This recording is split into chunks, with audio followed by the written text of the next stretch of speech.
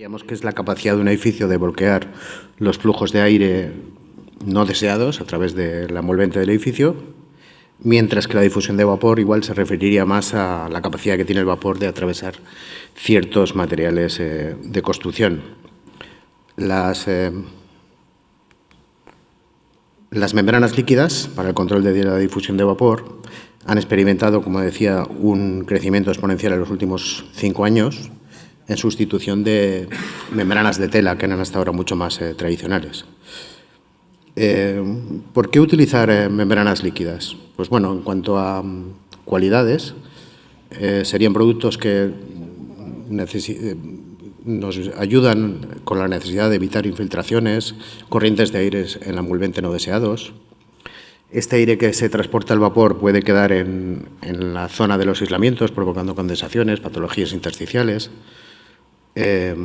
Las membranas líquidas, a su vez, proporcionan un valor SD de 3,5 por capa, con lo cual podemos ir superponiendo capas y haciendo una hermeticidad fácil y económica, ¿no?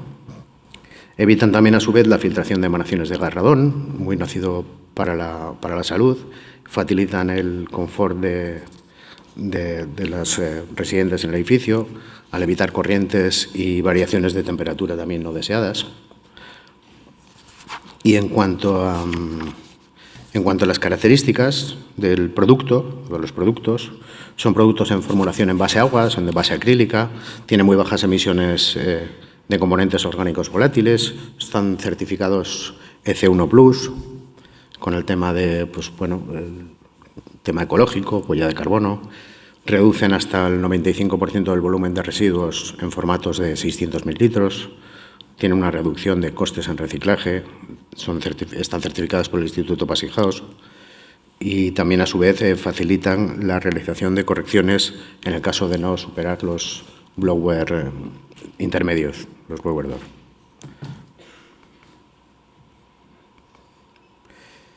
Bueno, las membranas líquidas también están orientadas a esta facilitación, como decía, y simplificación de los procesos de obra.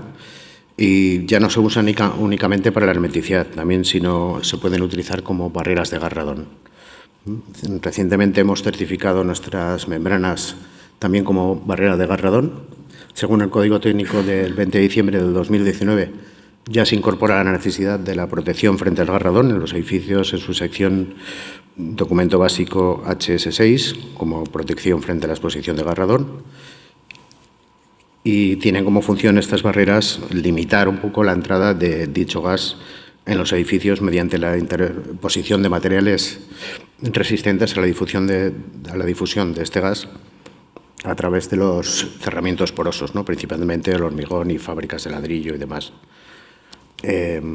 Estas barreras, pues bueno, no deben de presentar grietas ni fisuras por donde pudiera circular el gas, por convección o a través de los huecos o algún intersticio que quedará por ahí, ¿no? Estas membranas también están orientadas a una fácil instalación y simplificación en los procesos en obra, ¿no?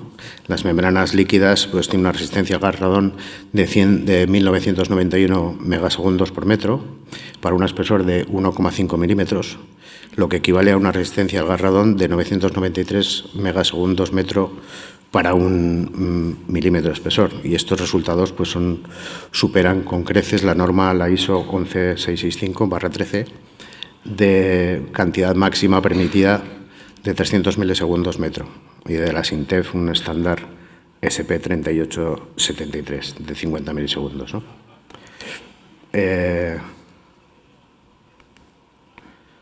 Las membranas líquidas aportan un valor SD de 37,5 metros por grosor en la aplicación de 1 milímetro, como decía, incrementándose este valor a medida que se aumenta el grosor de la capa instalada, ¿no?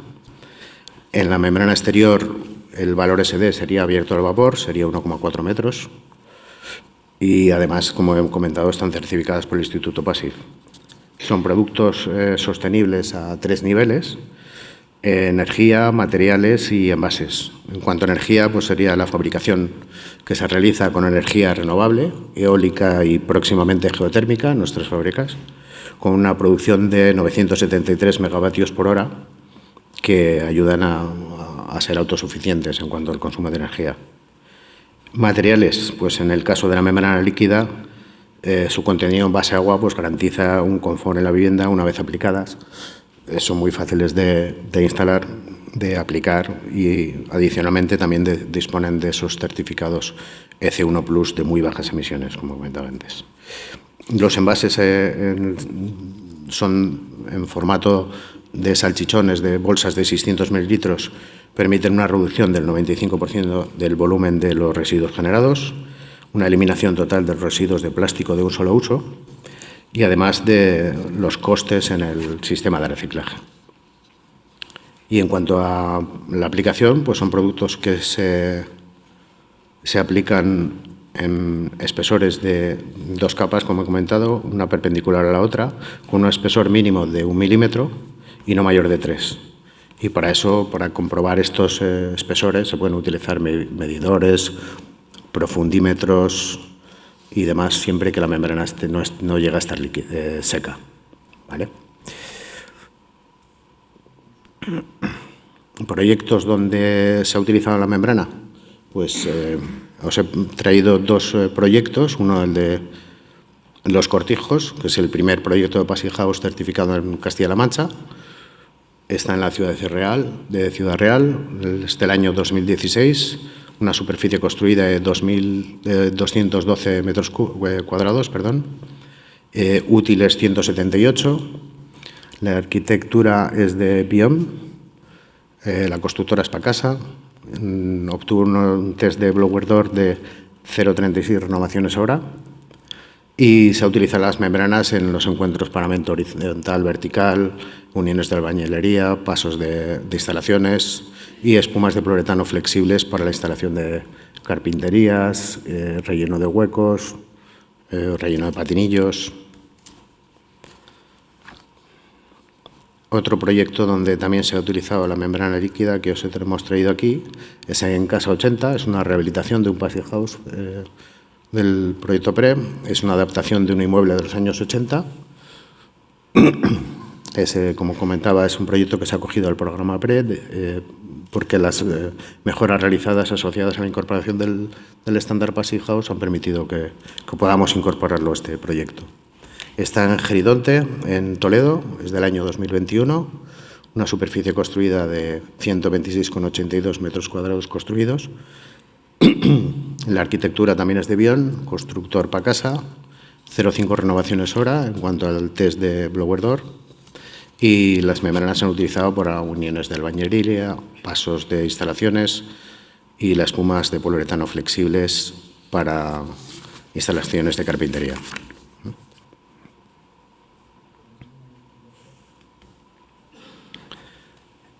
Además de estas utilidades que os he comentado de las membranas líquidas, también se puede sustituir como la capa de yeso en cuanto al tema de la hermeticidad. Ya son membranas que están utilizadas en innumerables proyectos certificados Passive House. Poseen múltiples beneficios sobre las láminas habituales textiles de tela, siendo una de las principales ventajas respecto a este tipo de soluciones un poco ya más tradicionales, la sencillez de aplicación, no se cambia el sistema habitual de instalación de ventanas, por ejemplo, es mucho más sencillo, más rápido. Otra mejora es la facilidad de corregir errores en la aplicación de fugas, infiltraciones, en los repasos de previos o durante los test de blower door, infiltraciones en caso de que nos dé el blower elevado. Sin tener la necesidad de quitar el producto, volver a instalarlo, simplemente aplicar producto encima de las soluciones existentes y demás, ¿no? A diferencia de las membranas textiles o de tela, que tienes que tener un stock de distintos materiales, distintos productos, en este caso, al ser un producto tipo como si fuera una pintura, pues las soluciones líquidas ofrecen una facilidad mucho más versátil para disponer del producto y se adapta mucho más a las necesidades. Otro factor diferenciador es el considerable ahorro de mano de obra por el menor tiempo de instalación requerido. Se trata de una solución de hasta un 70% más rápida con un sistema de láminas tejidas. Otro de los grandes beneficios de la aplicación es la escasez de mano de obra cualificada que pueda resolver todo este tipo de soluciones y encuentros, y las membranas líquidas no requieren instaladores altamente cualificados, ¿no? Las membranas líquidas, por otro lado, también pueden, además, utilizarse en cualquier tipo de obra y para todos los estándares de edificación sostenible, Passivhaus House, LEED, BREEAM, y actualmente las membranas están incluidas como solución combinada con espuma flexible en el Libro Blanco de Hermeticidad de una de las mayores constructoras y promotoras a nivel nacional. En rehabilitación también existen actuaciones y situaciones en las que se está incentivando el uso de este tipo de membranas líquidas, como es al haber ausencia de premarcos que desaconsejan el uso de bandas precomprimidas, por ejemplo, o la necesidad de utilizar productos más sostenibles, y con altas prestaciones en hermeticidad, pues sí que nos podemos ir a este tipo de aplicaciones y soluciones para acogernos a los fondos Next Generation, por ejemplo. Y finalmente, pues la fácil aplicación, rapidez y el precio económico están convirtiendo como una solución eficaz como sustituto efectivo del tieso proyectado en edificaciones, siendo una solución pues mucho más limpia, más sencilla en obra y que permite eliminar pues un paso constructivo, otorgando pues un poco a la construcción una mayor autonomía en cuanto a la ejecución de tiempos y gremios a gestionar, con bastantes obras ya que tenemos con este tipo de solución en sustitución de la capa de yeso. Y eso es todo. Muchas gracias por atenderme. Muchas gracias, José Antonio. Pasamos ahora a la siguiente ponencia: evaluación automática de comportamiento de 2 edificios con uso de PHPP. Nuria Díaz, arquitecta en Vana Arquitectura. Casi voy a pedir a todos los ponentes que por favor se ajusten al tiempo, porque a las 8 como Cenicienta nos echan, o sea que… Gracias. Muchas gracias. Voy a tratar de ser breve, a ver si soy capaz de poner mi presentación. Ah, está aquí. ¿Esta? La de más abajo. Esta. Sí. Bueno, voy comenzando, así no nos vamos retrasando. Efectivamente, en estos próximos minutos os voy a presentar una serie de herramientas que estamos desarrollando en colaboración también con el Passivhaus Institute para poder llevar a cabo una evaluación semiautomática del comportamiento real de los edificios cuando ya están en uso con el PHPP. Yo creo que es una cosa que dentro de poco lo vamos a poder hacer todos, porque al final el PHPP es este apoyo que tenemos desde el principio, desde la fase de diseño del proyecto, y que nos va acompañando durante toda la fase de diseño. Luego la obra nos ayuda a tomar decisiones, con criterio, y, ¿por qué no?, nos ayuda también, después de haber acabado la obra, haber certificado un edificio, a poder evaluar si los resultados del rendimiento del edificio se corresponden con los esperados en este cálculo que hemos hecho. Entonces, bueno, toda esta presentación la voy a realizar con los resultados de la monitorización, presentando los resultados de la monitorización de este edificio que veis aquí, que es uno de los casos de estudio del proyecto Outfit, que es un proyecto de investigación que estamos llevando a cabo con el Passivhaus Institute, y este es uno de los 30 proyectos que tenemos a lo largo de varios países europeos. Concretamente está situado en la ciudad de Teruel, y algunos de los que estáis aquí presentes lo conocéis bien, porque creo que aquí también hoy están parte del equipo de diseño y de dirección de obra. Entonces, bueno, una de las posibilidades que nos dio este proyecto europeo es que teníamos una serie de fondos para poder estudiar, no solo para hacer estas comprobaciones con el PHPP, sino también para hacer unos estudios previos del estado previo a la rehabilitación del edificio. Es decir, este edificio formaba parte de una colonia de varias unidades, de varios edificios que son propiedad del Gobierno de Aragón. Y aunque el edificio en cuestión que se ha rehabilitado ya estaba vacío cuando empezamos los trabajos, teníamos algunos edificios clónicos que todavía seguían en uso, y pudimos hacer un estudio previo de la situación de confort, de la higiene y de la calidad del aire de estos edificios. No me voy a entretener mucho, pero simplemente os pongo una diapositiva que es bastante representativa de esto. Se trata de vivienda social. Y lo que podéis ver en la imagen, esta línea roja de los 17 grados, corresponde al límite que no se llega a alcanzar en un extracto de una monitorización de un mes concretamente del mes de diciembre, de una semana del mes de diciembre de 2021. Es decir, estamos hablando de unas condiciones bastante precarias en las que vivían muchas familias y que además son muy representativas de tantísimos edificios que tenemos en toda España. Os enseño muy rápido algunas de las otras de otros trabajos previos que se hicieron, como fue estas termografías, con las que quisimos ver también las temperaturas superficiales mínimas en esos días más fríos, para poder ver si se llegaban a generar unas condiciones en las que pudiera aparecer moho, que como vemos es así, es decir, nos encontramos temperaturas muy frías, en torno a 8,4 grados, 9 grados, en esquinas, en forjados. Es decir, esto ya, como muchos seguro o casi todos aquí sabéis, son situaciones que con ciertos valores de humedad en el interior nos van a producir problemas de higiene. Y una cosa curiosa que nosotros no habíamos hecho hasta la fecha era hacer un análisis de la calidad microbiológica del aire en el interior de las viviendas. ¿Qué es esto de un análisis de calidad microbiológica? Simplemente es tomar unas muestras del aire en el interior de las viviendas para saber el contenido de mohos y levaduras y el tipo concreto de los mohos que se encuentran en suspensión. Es decir, esto también es interesante porque nos va a permitir también analizar y evaluar la salubridad de los edificios en su estado previo, y estos mismos ensayos los repetiremos ahora, posteriormente, en el estado reformado. Previsiblemente los haremos ahora este próximo mes de enero. Entonces, yo no voy a entretenerme mucho en el proyecto, y menos sabiendo que que vamos justos de tiempo, pero este proyecto se ha llevado a cabo ya con el objetivo de poder certificarse Enerfit, y se realizó un proyecto con unos cálculos de balance energético, y se realizó una primera supervisión por parte de los certificadores para aprobar todo ese proyecto y todos esos cálculos en la fase de diseño. Esto es algo que también se quiere poder extender al resto de proyectos, es algo que se está demandando mucho, es decir, un informe de aprobación de la fase de diseño va a ser una de las herramientas que muy pronto vamos a poder utilizar todos.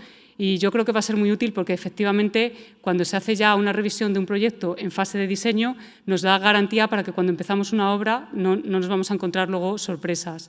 Yo creo que hasta ahora, desde el Passive House Institute, no habían trabajado o no habían desarrollado una certificación de fase de diseño, pero pues ya se está cociendo y muy pronto lo vamos a poder hacer. Es una de estas herramientas de control de calidad que también estamos desarrollando en el marco de Outfit. Aquí veis los resultados del cálculo con el PHPP. Si tenéis más curiosidad sobre todos estos detalles y los queréis leer con detenimiento, lo podéis hacer porque están todos publicados en la web de Outfit, es decir, todo esto lo podéis descargar y ver todos los detalles, tanto de los cálculos como de los trabajos que se han realizado y las distintas fotografías de obra. No me voy a entretener mucho, pero simplemente aislamiento por el exterior, ventilación descentralizada, hay una máquina por apartamento, hermeticidad mediante la capa de enlucido, como vemos aquí, soluciones convencionales y fácilmente replicables también en las tipologías que nos encontramos en nuestras ciudades. Al final, el fin de obra se ha realizado ya hace unos meses, quizá un año, y la certificación Enerfit es relativamente reciente, de hace 2 o 3 semanas, no más. Es decir, hemos finalizado por fin el proceso de certificación. En este caso se ha alcanzado el estándar Enerfit por el método de los componentes. Aquí tenéis unos pantallazos, pero como ya os he comentado, si queréis más información, está totalmente a vuestra disposición en esta web del proyecto europeo. Ahora bien, ahora ya voy a empezar a contaros cuáles son estas nuevas estrategias o nuevas herramientas en las que estamos trabajando para verificar el rendimiento del edificio una vez que ya ha terminado. Y esto yo creo que entra un poco, por lo que se ha hablado esta mañana en la jornada institucional, hemos podido comprobar que es una necesidad, ¿no? Es decir, esto es una cosa que se está empezando a demandar porque tenemos muchos edificios Passive House y ahora lo que queremos saber si se están comportando como nosotros hemos previsto en diseño. Entonces, tenemos el PHPP, un PHPP bien hecho, un PHPP con el que se ha certificado el edificio y ahora vamos a diseñar una estrategia de monitorización que nos permita ir comprobando el rendimiento real del edificio. La estrategia de monitorización es sencilla, se busca que sea siempre de bajo coste para que nos lo podamos permitir todos. Entonces, en este caso se realiza una zonificación. Como es un edificio de viviendas no tiene ningún misterio, cada apartamento es una zona diferente y vamos a colocar dos sensores interiores que nos permiten medir temperatura, humedad y CO2. Luego, además, vamos a tener un contador también en el cuadro eléctrico de cada uno de los apartamentos. En este caso, además, también tenemos un contador para las zonas comunes, puesto que la calefacción y la producción de agua caliente sanitaria de este edificio son centralizadas. Una cosa importante también es dónde situar estos sensores. Lo vamos diseñando de manera que los coloquemos en lugares en los que no estén expuestos a la radiación directa, por ejemplo, que podría influir en los resultados. Además, una de las cosas que queríamos ir comprobando también es qué pasa con esos datos climáticos con los que trabajamos en PHPP, que provienen de AEMET, como ya sabéis. Y aquí se ha colocado una estación también meteorológica que nos permite tomar datos sobre temperaturas, humedades y también radiación in situ, ¿no? en el mismo edificio, que también nos va a servir de gran utilidad para luego hacer estos ajustes con el PHPP. Bueno, todos estos datos se recogen a través de esta cajita que mediante radio se envían directamente a esta caja que está situada en el propio edificio también mediante una señal de radio y desde esta caja se están enviando directamente a la plataforma que ha desarrollado el Passive House Institute, en la cual nosotros vamos a hacer el procesado de estos datos. Este procesado de datos es… supongo que todos estáis familiarizados con la interfaz de esta web que os estoy enseñando. De momento lo tenemos en prueba, pero muy pronto todos podremos disponer también de nuestro procesado de datos en nuestro usuario, no todos los Passive House Designers. Como veis aquí, lo que estáis viendo es la mía, en la que aparecen los dos edificios que tengo monitorizados en España. Y el procesado de datos se realiza de una manera bastante estándar, pudiendo ver los datos en tiempo real y también lo más interesante quizás es el análisis estadístico que nos va a ofrecer de forma automática. Y varios diagramas gráficos interesantes, por ejemplo, que nos va en un primer vistazo vamos a poder entender el porcentaje de horas de sobrecalentamiento que tenemos en el edificio. Son datos, estos datos, como veis, se pueden ver expresados de distintas formas. ¿Qué vamos a hacer luego con estos datos? Porque la gracia y la complicación de todo esto es que muchas veces obtenemos unos datos de una monitorización y no somos capaces, y a lo mejor tenemos quejas de un usuario por un motivo o por otro, es decir, porque están descontentos, porque hace más calor, hace más frío. Muchas veces no somos capaces de evaluar con unos datos de una monitorización si esos resultados realmente nos están garantizando que el edificio se está comportando como nosotros habíamos planificado. Es decir, esto no es tan sencillo como parece, porque ya sabéis que los cálculos que hacemos teóricos los hacemos con unas condiciones de contorno determinadas que no se parecen luego realmente a al uso real que se le da al edificio. Entonces, claro, bueno, pues puede haber diferencias y siempre evidentemente va a haber diferencias entre esos resultados con respecto a los calculados. ¿Qué pasa entonces? Que precisamente el objetivo de todo esto es poder utilizar nuestro PHPP del proyecto para hacer una evaluación de estos datos de esta monitorización y además hacerlo de una forma semiautomática. Es decir, exportándolos de esa plataforma que habéis visto en las diapositivas anteriores directamente al PHPP. A la plataforma anterior los datos podrán llegar o bien como los hemos hecho nosotros en este proyecto o también se podrán cargar de forma manual. Y luego desde ahí se van a poder exportar directamente al PHPP. Yo no sé si ya conocéis esta pestaña nueva del PHPP 10.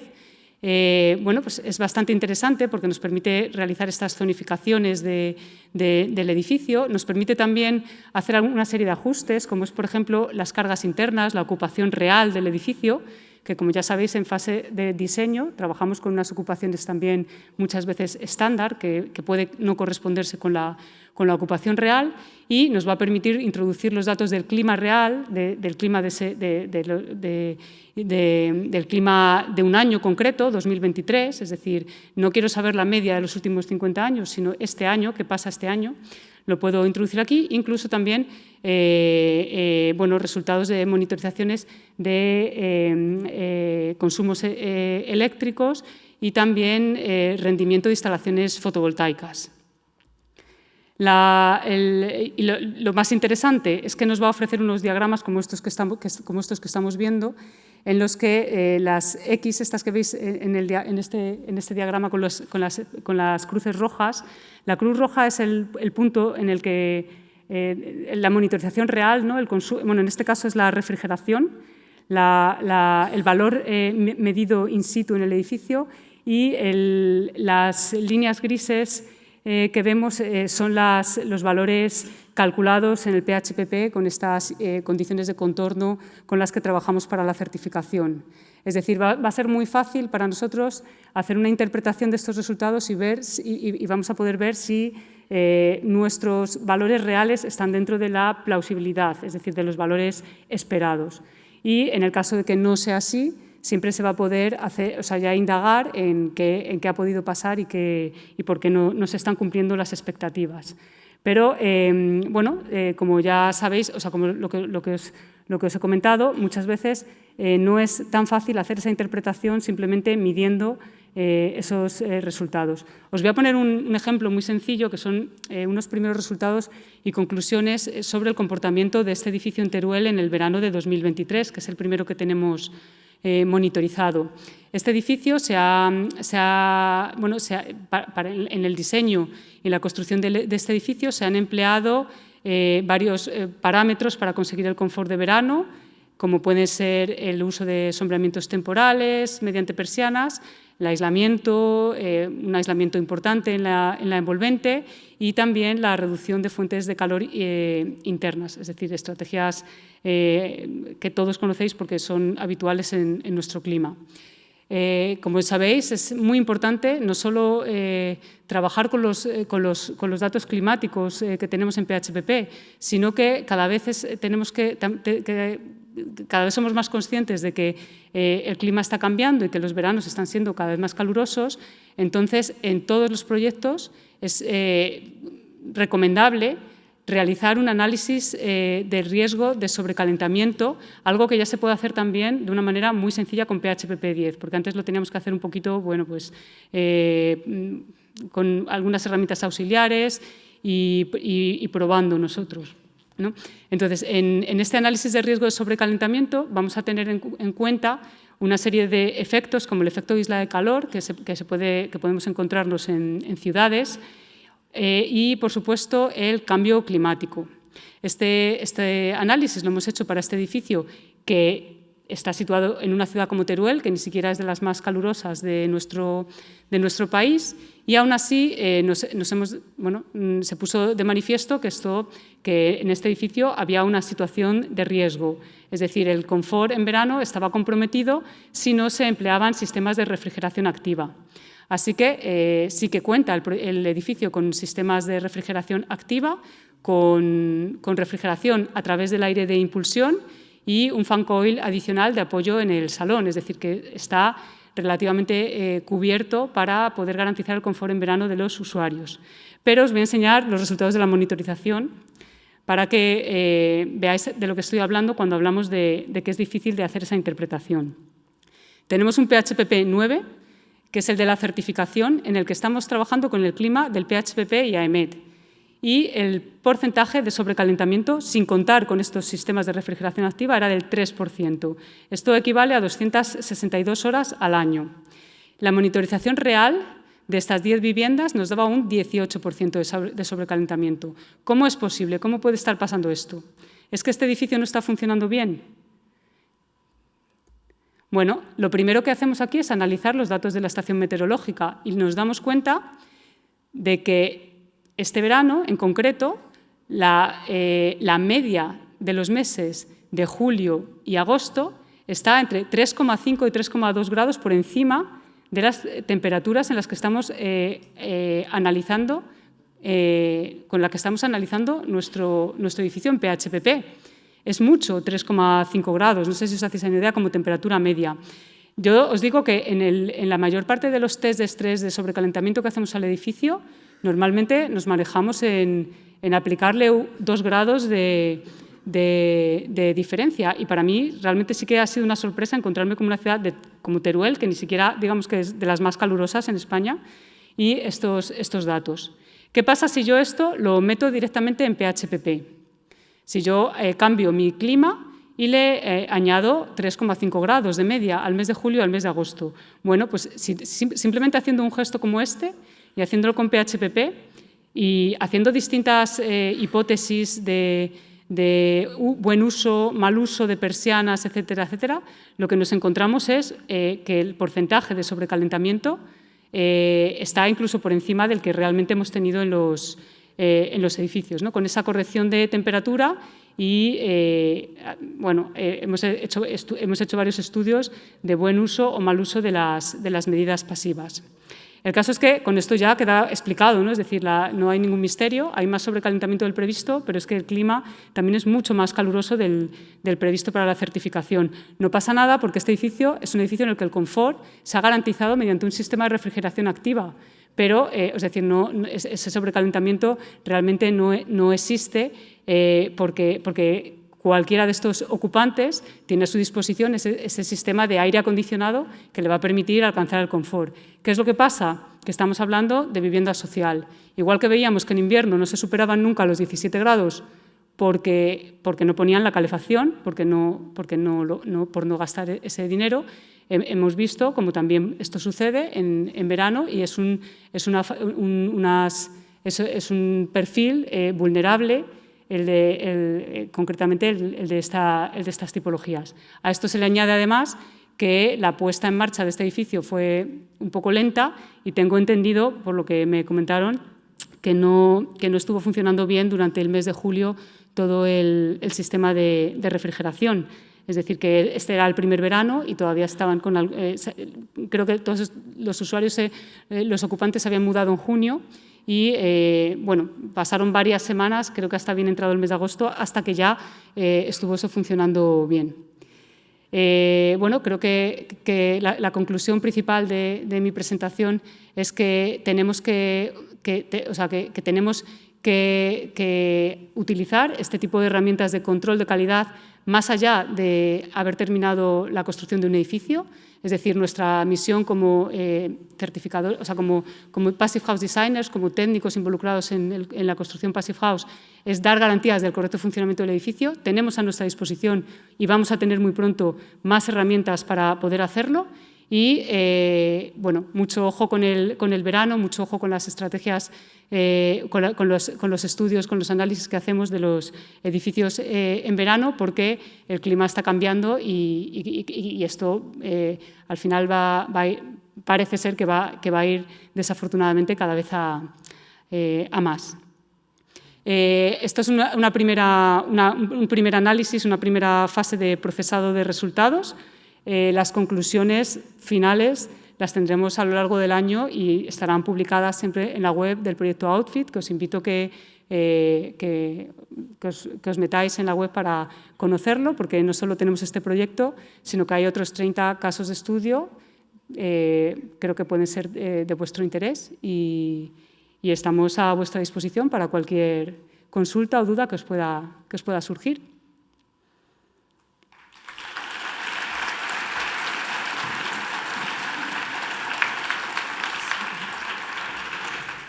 Gracias, Nuria. Interesante la propuesta, el saber qué pasa con los edificios una vez, cómo llevar la teoría a la práctica, ¿no? Y cómo luego analizar esos datos, esa cantidad de datos que nos dan las monitorizaciones. Bueno, pues vamos ahora a la tercera ponencia. María Vico, arquitecta en Castaño y Asociados, nos hablará de la hermeticidad al descubierto, que casi es como el título de una novela, ¿no? A ver qué nos cuenta María. Muchas gracias, Concha. Buenas tardes a todos. Mi nombre es María Vico y en esta ponencia os voy a mostrar diversas soluciones de hermeticidad ejecutadas en edificios certificados Passive House desde el 2015, donde desde Castaño y Asociados hemos sido los diseñadores y consultores Passive House. Vamos a ver diversos ejemplos de distintas tipologías, los cuales vamos a hacer hincapié en las lecciones aprendidas, así como en las recomendaciones desde nuestra experiencia, para que contéis información de primera mano a la hora de decantaros por una u otra solución, ¿vale? Vamos a empezar hablando de soluciones de hermeticidad en fachada. Aquí vemos la primera solución realizada con un material tradicional, como es el lúcido de yeso, 15 milímetros, y en este caso el yeso es el revestimiento interior de acabado y a su vez la barrera de hermeticidad. Vamos a ver los pros y los contras de esta solución. Ventajas: es un material de construcción tradicional que todos conocemos. Tiene una doble función, ya que la hermeticidad al aire es el revestimiento interior de acabado. Y puntos a tener en cuenta es que, bien, para los pasos de instalaciones tenemos que realizar regolas, rozas, que habrá que prepararlas, ¿vale? Ya que si no presentarían una discontinuidad en la barrera de hermeticidad. Para ello las vamos a preparar y las vamos a forrar con yeso, ¿vale? Tal y como veis en el detalle. Y de esta forma no tendríamos esa discontinuidad. Otro punto a tener en cuenta si llevamos a cabo esta solución es en el caso en el que la tabiquería interior sea de fábrica de ladrillo, ¿vale? En este caso, si tenemos que trabar los tabiques perpendiculares a fachada de nuestra envolvente hermética, se podrían crear discontinuidades, ¿vale? Con lo cual, eso también es un dato a tener en cuenta. Bien, caso de éxito en el que la hermeticidad se realizó por el interior, eso con ese enlucido de yeso, es la Passive House de Herrera, vivienda unifamiliar certificada Passive House Classic en Sevilla, y que dio un fantástico resultado de hermeticidad de 0,25 renovaciones hora. Vamos a ver otro ejemplo. En este caso tenemos una solución constructiva en la que contamos con un SATE por el exterior sobre una citara de ladrillo y un trasdosado aislado por el interior. Bien, en este caso la hermeticidad va sobre la cara interior del ladrillo, y como las instalaciones pasan por el trasdosado, la hermeticidad queda protegida por detrás. En este caso, para nosotros lo más habitual es encontrarla, esta hermeticidad de yeso o realizarla con membrana líquida. En el caso en el que nos decantemos por el yeso, ¿vale? Vamos a explicar un poquito el proceso. En primer lugar, tendremos que encintar los encuentros del ladrillo con el hormigón, ¿vale? Con el forjado de hormigón, tanto en techo como en suelo, como en los encuentros con los pilares. Una vez que hemos realizado estos refuerzos, se aplica el yeso y, por último, ya se colocaría el trasdosado que se recomienda que sea autoportante, ¿vale? Si va anclado a suelo y techo, pues no tendremos que perforar la barrera de hermeticidad que queda por detrás. Otra solución, también hemos visto también esta tarde, que se realice la hermeticidad con membrana líquida, ¿vale? En ese caso, bien, partiendo de que tenemos ya el muro soporte de ladrillo realizado, si ese soporte presenta irregularidades, lo que vamos a hacer va a ser regularizarlo con un embarrado, ¿vale? Tal y como veis en la imagen. Posteriormente se realizarían los refuerzos, ¿vale? Que veíamos antes, y la membrana líquida se puede, como ya hemos visto, se puede aplicar con brocha y se puede también proyectar, ¿vale? En este caso, a la hora de rociar, importante que sea primero en horizontal y posteriormente en vertical. Una vez que ya la tenemos aplicada, pasamos a montar el trasdosado. Bien, ventajas de esta solución. Evitamos perforar la envolvente hermética con los pasos de instalaciones. La hermeticidad queda por detrás, protegida tras el trasdosado, y es una solución muy sencilla y muy habitual, ¿vale? Puntos a tener en cuenta. Cuidado con los anclajes del tradosado y no perforar nuestra envolvente hermética, ¿vale? Óptimo si el tradosado puede ser autoportante, ¿vale? En ese caso, pues no perforaríamos la envolvente hermética. Si tenemos que perforarla, ¿vale? En ese caso tendremos que usar una cinta específica, ¿vale? Como se ve en la imagen. Para el sellado de clavos se colocará previamente y una vez colocada esa cinta, sí que podremos ya atornillar, ¿vale? En los casos en los que sea necesario. Casos de éxito en los que la barrera de hermeticidad ha quedado protegida por el tradosado, tenemos la Wave House, tenemos Villa Suasana, certificada Passive House Premium, tenemos Urban Litoral, primeros bloques certificados Passive House en el sur, y que mañana os los va a contar en detalle Juan Manuel Castaño, así que no os lo perdáis. También tenemos con esta solución el Hotel Triana House Boutique, primer hotel certificado Passive House en el sur, está en Sevilla. Y también certificado con esta solución bloque 10 de Kerkus, ¿vale? Un bloque plurifamiliar ubicado en Benavís, muy cerquita de Marbella. Eso, como veis, es una solución muy habitual. Bien, otra solución. En este caso vemos, tenemos un SATE por el exterior sobre una citara y en este caso la hermeticidad se sitúa en la cara exterior de ladrillo, ¿vale? De nuestro muro soporte de ladrillo. Y antes de colocar el SATE. Vamos a ver el proceso a seguir.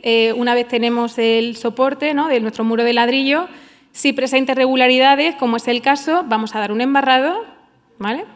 Después lo que vamos a realizar son los refuerzos con el encuentro con la losa de hormigón de cubierta y la losa de cimentación y, por último, aplicaremos la membrana líquida. Ventajas. La hermeticidad ahora la llevamos completamente por el exterior, ¿vale? Todos los pasos de instalaciones que hagamos dentro de la envolvente no nos van a afectar a la hermeticidad, ¿vale? Esta solución existe en el mercado, de hecho se ha expuesto esta mañana fuera en los workshops y hay fabricantes que garantizan el sistema completo, ¿vale? Incluido el SATE y sin fijación mecánica, ¿vale? No llevaríamos la espiga, ¿vale? Esto se conoce como SATE adherido. Puntos a tener en cuenta: el soporte tiene que estar regularizado, sin huecos ni fisuras, y en caso de que haya huecos o fisuras habrá que preparar el soporte, ¿vale? Con un embarrado, como hemos visto previamente. Para el SATE adherido, tanto si es para obra nueva o rehabilitación, en lo que ya no tenemos espiga, no tenemos la fijación mecánica, se recomienda que no existan capas sueltas sobre el soporte, que la base no tenga desvíos de planimetría y siempre seguir las recomendaciones del fabricante, ¿vale? Óptimo si nos pueden hacer un estudio previo. Caso de éxito en el que la hermeticidad iba por el exterior y previa al SATE es la Passive House RP, vivienda unifamiliar certificada Passive House Classic, en Sevilla.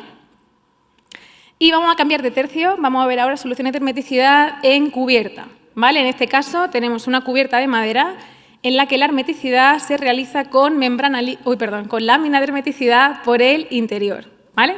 Vamos a ver el procedimiento. Para esta misma solución os voy a enseñar dos procedimientos, ¿vale? Vamos con el primero. En primer lugar, una vez que está ejecutada la estructura de madera de la cubierta, vamos a colocar lámina de hermeticidad sobre la cara superior de las vigas, ¿vale?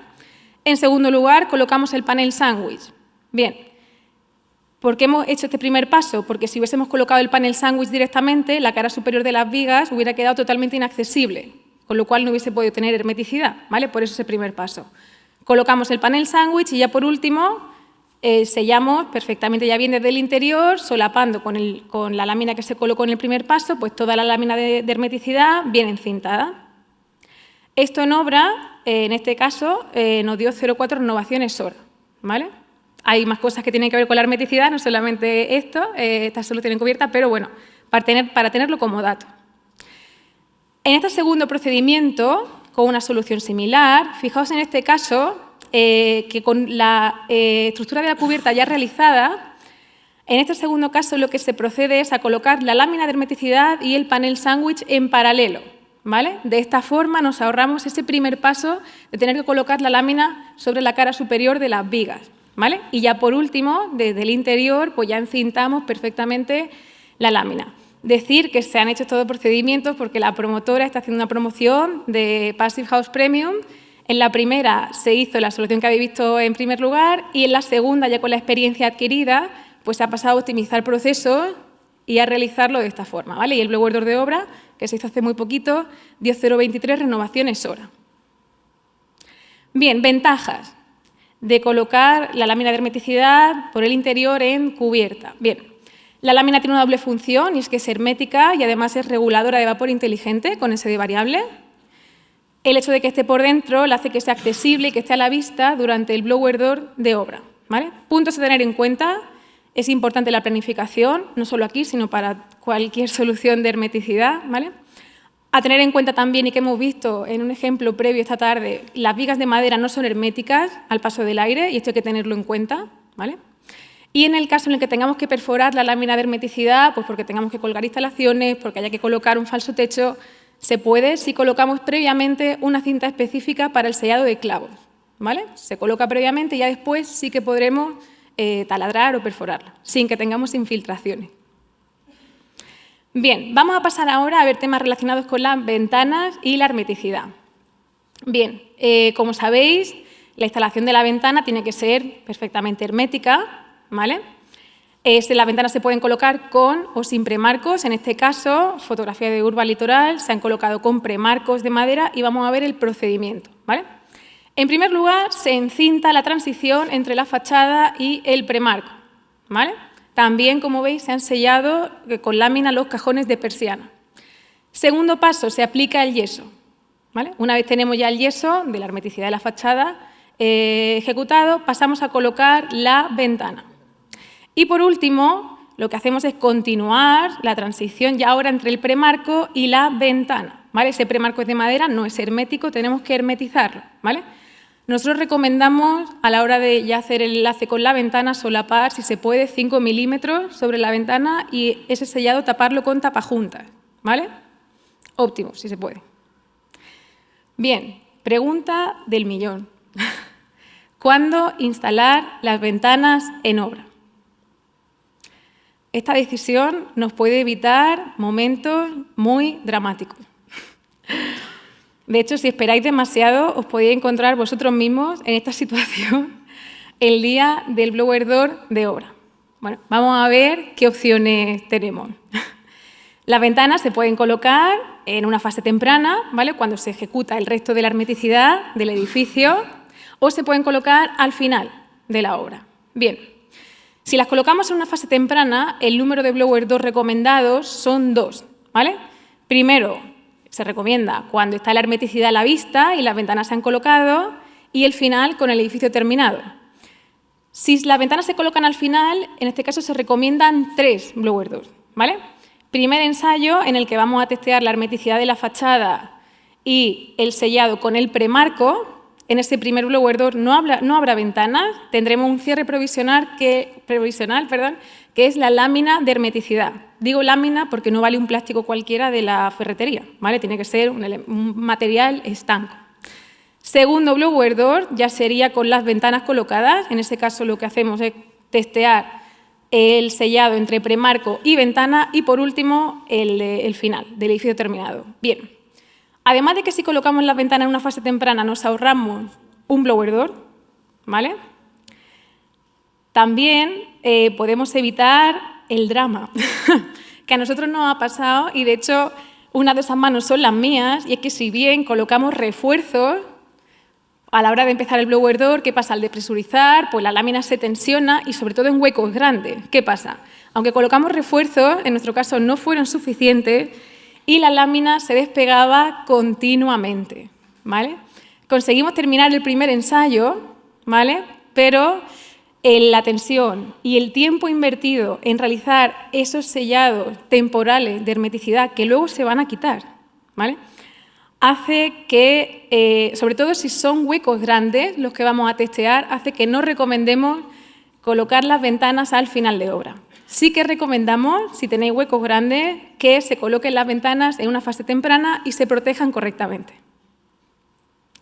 Bien, ya terminamos. Vamos a ver qué opciones tenemos si, la opción de sectorizar la envolvente hermética en edificios plurifamiliares, ¿vale? En un edificio plurifamiliar se puede realizar un ensayo del edificio completo, ¿vale? Lo más habitual, del edificio completo, en el cual las zonas comunes están dentro de la envolvente, o se puede ensayar, digo habitual, ¿no?, apartamento por apartamento. En este caso, las zonas comunes se quedarían fuera de la envolvente. En el caso en el que ensayamos el edificio completo, el volumen interior que ensayamos es mayor, ¿vale? Esto significa que a igualdad de infiltraciones, el resultado de hermeticidad es más favorable, ¿vale? Si ensayamos apartamento por apartamento, estamos ensayando volúmenes más pequeños, con lo cual el resultado de hermeticidad, el N50, va a ser más desfavorable, sobre todo si tenemos apartamentos de un dormitorio, por ejemplo, ¿vale? Más pequeñitos.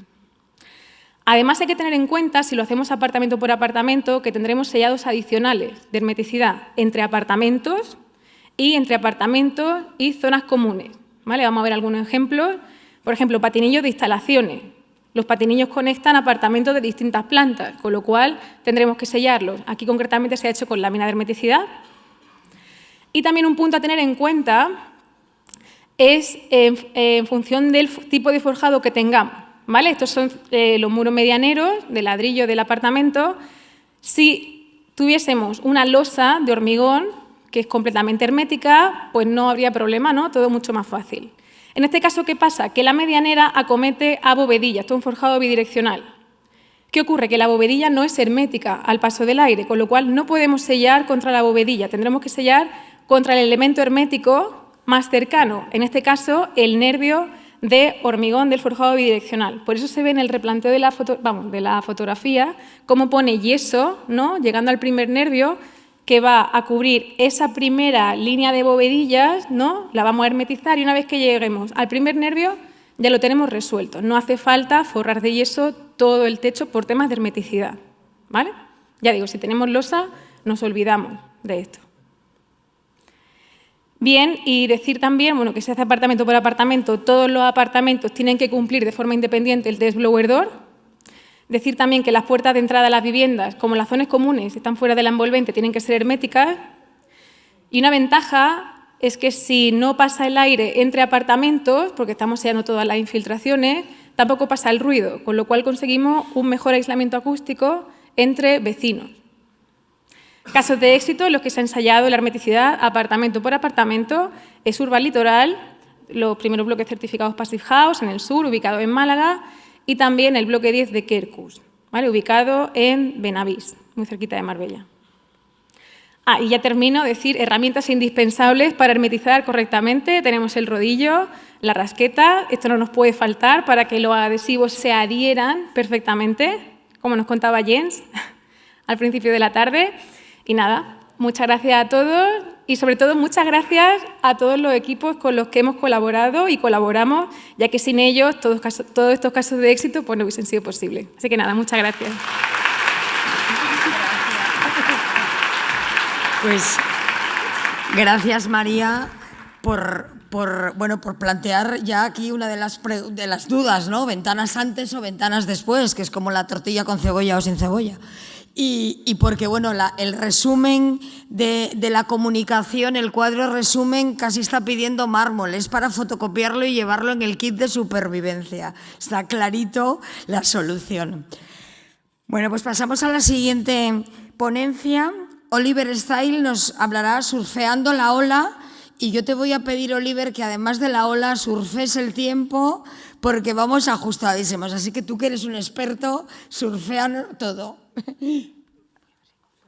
Muy bien, pues muchas gracias y como siempre gracias a Pep, la Junta, socios, socias, todos que estáis aquí para este encuentro anual que carga muchas, ¿no? Donde podemos cargar las pilas y vernos en persona. A ver, esta presentación, ¿de dónde viene? Viene de que hemos pasado olas de calor donde no hemos surfeado ninguna ola. De hecho, la ola se nos ha caído encima, nos ha dado un revolcón y hemos tenido clientes que nos han llamado para decir que están pasando calor. Entonces, una de las cosas que identificamos era problemas en el cálculo de las cargas de refrigeración para el dimensionamiento de los equipos de frío. ¿Okay? Entonces, lo que quiero compartir aquí es entender qué es lo que calcula el PHPP, cómo y cómo podemos usar esta herramienta con seguridad para dimensionar los equipos de frío y cuándo es apto usarla y cuándo no. Entonces, bien, el tema es este, ¿no? ¿Cuánto podemos bajar la demanda de refrigeración o la carga, la potencia de los equipos de frío y mantenernos frescos en verano, ¿no? Sabiendo que el panorama es la siguiente, ¿no? Que las temperaturas están subiendo, ¿vale? Parece que con cada reunión del COP suben todavía más. Ahora tenemos el COP28 patrocinado por las grandes empresas petroleras. Ya sé, es un poco contradictorio. Pero bueno, estamos ahí, ¿vale? También tenemos esto, que sabemos que la electricidad es cada vez más cara. En España mucho más que la media europea, posiblemente por el maravilloso mercado libre que tenemos con 5 empresas que producen toda la energía y las mismas 5 que la venden. Pero bueno, la electricidad cada vez más cara, ¿vale? Entonces, eso es una realidad que hemos visto. También es esta realidad que si no actuamos sobre las envolventes de los edificios existentes vamos a tener fachadas repletas de condensadores, de equipos de aire acondicionado en los próximos años para que la gente adentro se mantiene con un mínimo confort, ¿no? Y esto lo tenemos que evitar. En el 91, según la Agencia Internacional de la Energía, se vendieron 94 millones de unidades de aire acondicionado. Para el 2050, ellos prevén que se venderá más de 5.000 millones de unidades de equipos de aire acondicionado. Esos son muchos equipos, ¿no? Lo que necesitamos es que esos equipos sean de menor potencia posible y la menor cantidad posible, ¿no? Entonces, ¿cuáles son los pasos? A ver, el primer paso siempre es optimizar las estrategias de refrigeración pasiva, ¿vale? Eso es el punto de partida de todo lo que tiene que ver con Passive House. Vamos a optimizar la envolvente térmica para que las necesidades de climatización activa sean lo más bajo posible. Bien, a partir de ahí, dimensionar adecuadamente los equipos de frío y sobre todo asegurar una correcta distribución por el edificio, ¿no? Tenemos que sacar el calor donde la tenemos que sacar de manera correcta y homogénea en nuestro edificio para garantizar el confort en todos los espacios. Bien, si sobredimensionamos los equipos de frío, ¿qué pasa? Pues estamos gastando más dinero de la cuenta, mayor coste de instalación, ¿vale? También los equipos tienen un peor rendimiento. Eso quiere decir que hay un mayor gasto energético, mayores facturas y sobre todo pueden haber problemas de humedad interior excesiva, ¿vale? Porque si un sistema de frío está sobredimensionado, va a llegar a consigna antes, el equipo se va a parar y habrá menos horas en la que el equipo está deshumidificando, ¿vale? Siendo la deshumidificación totalmente accidental en todo ese proceso, ¿vale? Si subdimensionamos los equipos, pues lógicamente tendríamos problemas de confort, quejas, sobrecalentamiento, incluso también humedad interior excesiva, porque los equipos no tendrán suficiente potencia latente para eliminar la humedad del aire interior. Entonces tenemos que buscar un punto intermedio. Obviamente en Passive House queremos encontrar y debemos de buscar que los edificios sean confortables en verano con un consumo energético mínimo, ¿no? Entonces la pregunta es, ¿todo ese trabajo que hemos puesto para desarrollar un modelo de cálculo del PHPP lo podemos usar para dimensionar los equipos de frío? La respuesta es, depende, pero sí, ¿vale? Vamos a ver un poco lo que las condiciones de confort que calcula el PHPP determinado por los criterios de certificación, ¿vale? En verano tenemos que tener temperaturas operativas de entre 22 a 25 grados centígrados con menos de 12 gramos por kilo de aire seco de humedad absoluta, ¿vale? Eso quiere decir que a 25 grados de temperatura operativa la humedad no puede superar 60%, ¿ok? Eso es lo que nos calcula el PHPP. Entonces, cuando viene este índice de frecuencia de humedad alta, se refiere a esos 12 gramos por kilo, ¿vale? ¿Cómo no hacerlo? Bueno, esos son 2 ejemplos de monitorizaciones de viviendas en las que hemos tenido problemas de sobrecalentamiento. Aquí veis claramente que eso es un clima más cálido seco, pero temperaturas excesivamente altas, ¿vale? Eso es una habitación principal con temperaturas llegando a los 29 grados, ¿vale? Aquí clima cálido húmedo, temperaturas altas y humedades altas, disconfort, ¿vale? Problemas. Y esos son sistemas en los que se colocaron baterías de post-enfriamiento en el sistema de ventilación, incluyendo un circuito de recirculación. Ojo, ese sistema no quiere decir que no funciona. Simplemente hay que tener en cuenta que la potencia que tiene ese tipo de sistema puede estar limitada según la tipología de edificio, su uso y su climatología, ¿vale? Bien, ¿cómo calcula PHPP las cargas de refrigeración? ¿Vale? Una de las cosas que tenemos que entender bien es cómo los calcula, porque un error es sacar datos de ahí y decir, pues mira, me está diciendo que tengo que poner un equipo de 1,7 kilovatios de frío. Ojo, porque el PHPP calcula la carga de refrigeración total como la carga diaria promedio. Eso es el medio de 24 horas. ¿Okay? No es el pico en 24 horas. ¿Vale? Siendo la suma de la parte sensible, latente, temperatura y humedad. También, y aunque es redundante decirlo, es el promedio de todo el edificio. ¿Vale? El PHPP es un modelo unisona. Entonces, si es un edificio pequeño, pues igual puede ser bastante preciso. Si es un edificio más grande, estamos sacando la media de todo el edificio, en donde las zonas distintas pueden tener cargas muy diferentes. ¿Okay? La condición de contorno, menos para edificios residenciales pequeños, suelen estar así. ¿Vale? La temperatura media máxima diaria es la que calcula el PHPP. ¿Vale? Es la media de 24 horas al exterior. También el punto de rocío y radiación solar. ¿Vale? Para una vivienda con una SR de 150 metros cuadrados, calcula más o menos 3 personas como ocupación. ¿Vale? Si vienen 10 personas a comer un sábado, más calor va a haber en el edificio, ¿no? Las ganancias internas pueden variar entre 2 o 4 vatios por metro cuadrado. Y curiosamente, el PHPP calcula que el factor de reducción por las protecciones solares es mayor para la carga, porque asume que la gente va a bajar las persianas si siente calor y va a bajar más la carga de refrigeración. ¿Vale? Puede ser, pero puede ser que la gente no baje las persianas también. Entonces, entender que también aplica ese factor de reducción adicional que puede ser cuestionable en la realidad. ¿Vale?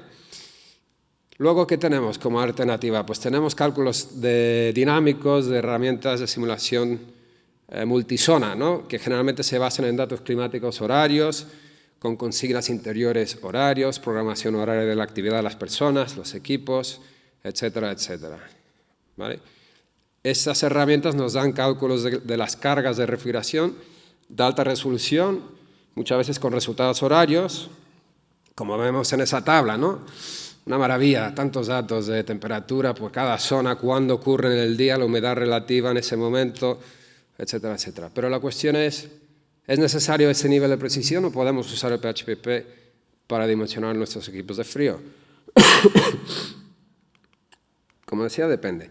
Depende de la tipología del edificio, ¿vale? Su tamaño, su complejidad, las condiciones climáticas localizadas a corto plazo, ¿vale? Especialmente ganancias solares. Depende de la densidad de ocupación que tenemos al interior, si hay picos en esa ocupación durante el día, las ganancias internas de equipos y cuándo pasan esto. La imagen que veis a la izquierda es un pequeño aula docente, Passive House, y a la derecha veis un edificio de una residencia geriátrica, Passive House. Ambos tienen condiciones muy distintas, ¿vale? Usar el PHPP para dimensionar las cargas de frío en la residencia geriátrica será arriesgado, para decir lo mínimo. En cambio, en el edificio más pequeño puede ser perfectamente seguro, ¿no? Entonces, para ver y hacer una comparativa, un ejemplo de cálculo, hemos cogido un pequeño ejemplo de un proyecto de una vivienda certificada en Mallorca, con una SR de 170 metros cuadrados, ¿vale? Y vamos a modificar las condiciones de contorno del PHPP y compararlo con los resultados de un cálculo dinámico. ¿Vale? Ojo, estas son las condiciones de temperatura exterior y punto de rocío que la herramienta calcula por defecto con el fichero climático de Mallorca, de Palma, que se usa para la certificación. 27 grados centígrados temperatura máxima. ¿Quién ha estado en Mallorca en verano? Sí. Cuando hace calor, ¿hace más de 27 o más o menos por ahí? Poco más, ¿no? O sea, 27 no es un día caluroso en Mallorca, ni en cualquier lugar en la península. ¿De acuerdo? Entonces, bajo esas condiciones, la herramienta que nos indica que la carga de refrigeración son estos 1.453 vatios, ¿vale? 1,5 kilovatios o 11,4 vatios el metro cuadrado. Primer error sería decir, qué maravilla, o sea, si pongo un split 1 por 1 con una potencia de 1,5 kilovatios, ya lo tenemos. ¿Vale?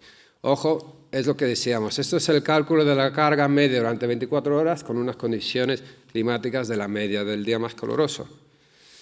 Entonces, lo que voy a presentar aquí es un poco una metodología con 5 pasos sencillos que podéis usar y aplicar en vuestros proyectos para poder modificar las condiciones de contorno del PHPP y sacar resultados de la carga de refrigeración con mayor seguridad, ¿vale?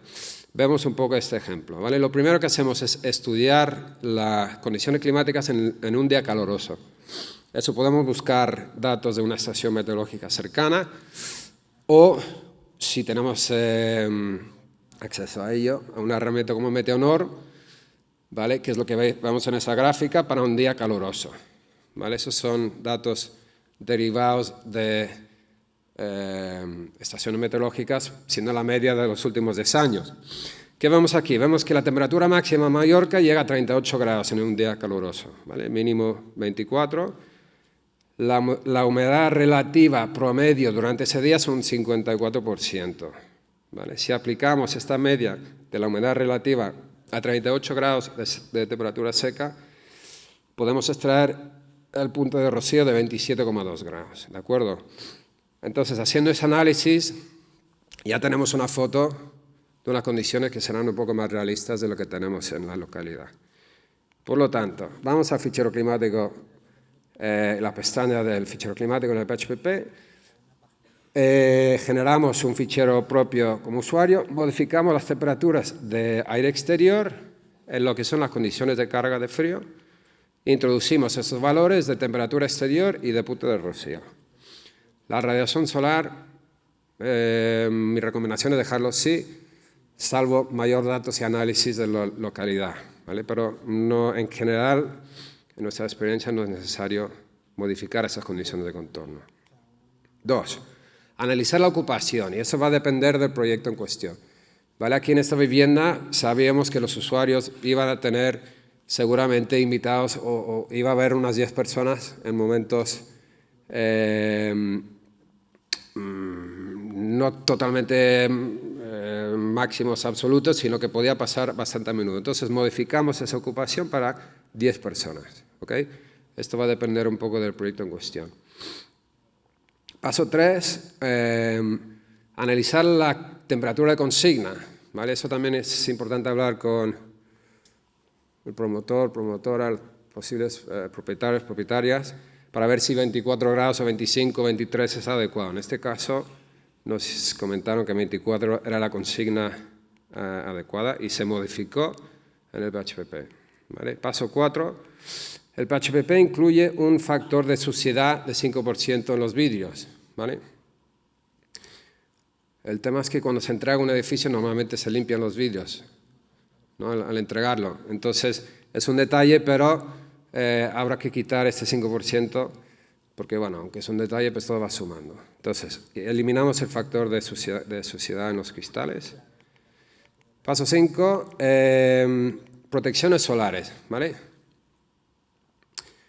Mi recomendación es eliminarlos en el cálculo, ¿vale? Salvo si tienes total seguridad de que las persianas se van a bajar y están controladas con un sistema de domótica control, ¿vale? Eso es porque en esta experiencia han habido muchos casos en los que el uso de las protecciones solares no es óptimo, ¿vale?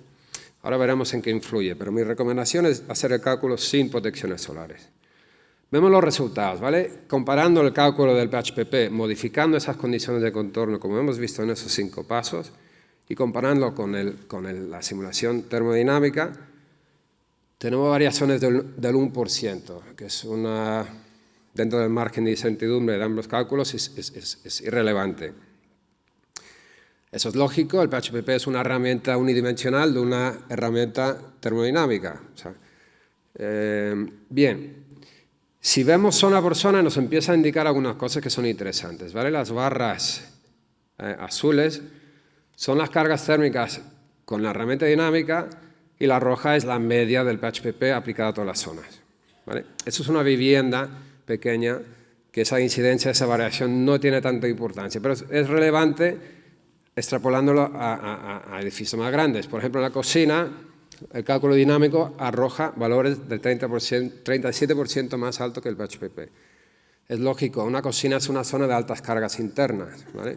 Puede haber mucho calor ahí, hornos, equipos, personas y tal. En fin, esas variaciones, en ese caso, en una vivienda, no son relevantes porque se dimensionan los equipos de frío para poder cubrir las cargas en la totalidad de la vivienda. ¿Okay? Pero bueno, es interesante esa variación zona por zona. Y tenemos que tomarlo un poco en cuenta según el tamaño de nuestro edificio. El tema de la protección solar, igual decís, bueno, pues es un poco exagerado quitar la protección solar en el cálculo, ¿no? Pues mira, ¿qué es lo que pasa sin las protecciones solares y con? Pues hay una diferencia de 23%. Igual decís, wow, 23% es mucho. 23% de poco es muy poco, ¿vale?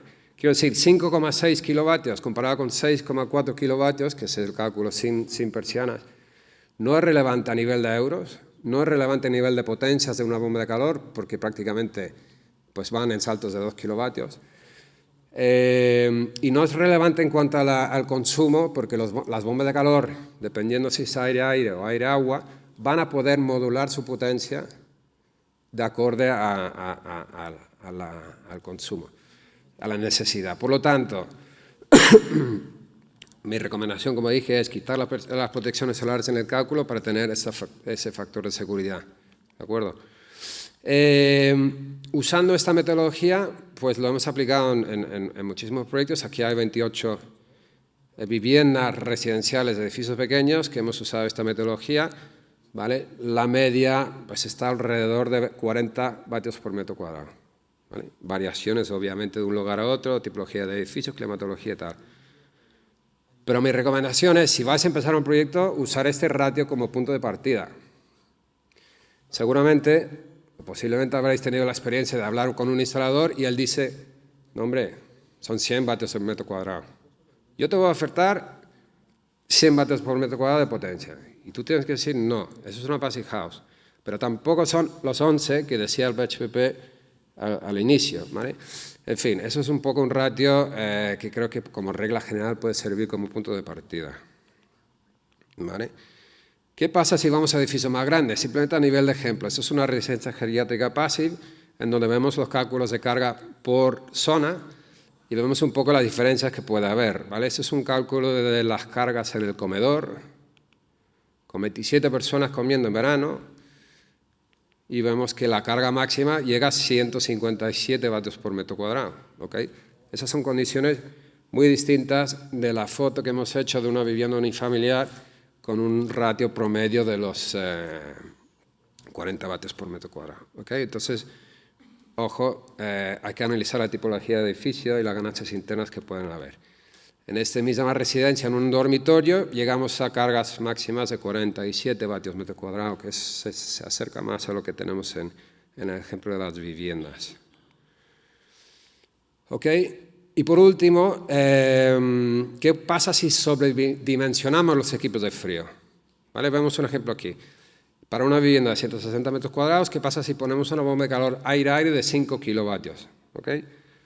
Vemos esto en el PHPP 10, que esta hoja nos indica el rendimiento estacional, la ER, ¿vale? En ese caso, con 5 kilovatios tenemos un ER de 3,8, con una frecuencia de humedad excesiva de 4%. Perfecto, tenemos que estar por debajo de 10, ¿vale? Podemos consultar la gráfica en esta misma pestaña y nos indica la deshumidificación faltante, que al final son pocas horas durante agosto. Serían 4% de 8.760 horas.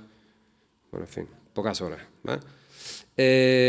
Si ponemos una bomba de calor de 10 kilovatios, ¿qué pasa? El rendimiento baja de 3,4 a 2,6. ¿Okay? Y luego la frecuencia de humedad excesiva aumenta de 4% al 11%. O sea, ya no cumplimos con la certificación y en la práctica podemos tener problemas de humedad excesiva. ¿Por qué? Porque lo que mencionaba al principio, los equipos trabajan menos horas porque llegan a consigna antes y hay menos deshumidificación, más humedad del interior. ¿Okay? ¿Qué pasa si ponemos una bomba? Perdón. Aquí lo que vemos en esa gráfica también es mayor cantidad de horas con una deshumidificación insuficiente. Ya yendo a 15 kilovatios, el rendimiento estacional baja a 2. ¿Vale? Recuerda que estamos en 3,4. Y la frecuencia de humedad excesiva aumenta a 18%. ¿Okay? Ahí sí que ya empieza a ser más problemático porque tanto en julio como agosto acaban habiendo muchas horas en las que la humedad interior es demasiado alto y hay problemas o pueden haber problemas de confort. Bien, entonces, conclusiones. Si generas una copia de tu PHP y ajustas las condiciones de contorno siguiendo los pasos que he descrito, la herramienta puede ser segura para calcular las potencias de los equipos de frío en edificios residenciales más pequeños. ¿Okay? Para edificios más grandes y complejos, con una alta densidad de ocupación o altas ganancias internas y solares, mejor usar métodos de cálculo más detallados, multizonas, simulaciones termodinámicas, si es posible. La distribución de la refrigeración obviamente es igual de importante que el dimensionamiento de los equipos en sí, ¿vale? También cuidado con las baterías de enfriamiento en la posición de la ventilación, perdón, si son los únicos equipos de frío, ¿vale? Porque tienen potencias limitadas durante los momentos de máximo calor y durante olas de calor. En general, pon a prueba tus suposiciones, no asumas que el PHP porque te diga algo es correcto. Aprende de los edificios terminados y habla con los usuarios y gestores, ¿vale? Eso es una fuente de feedback y retroalimentación de información que es importante para el aprendizaje. Y sobre todo, si es posible, monitoriza los edificios para evaluar el rendimiento real, que es donde realmente aprendemos muchísimo y podemos contrastar todos esos cálculos que hemos hecho. Así que nada, muchas gracias.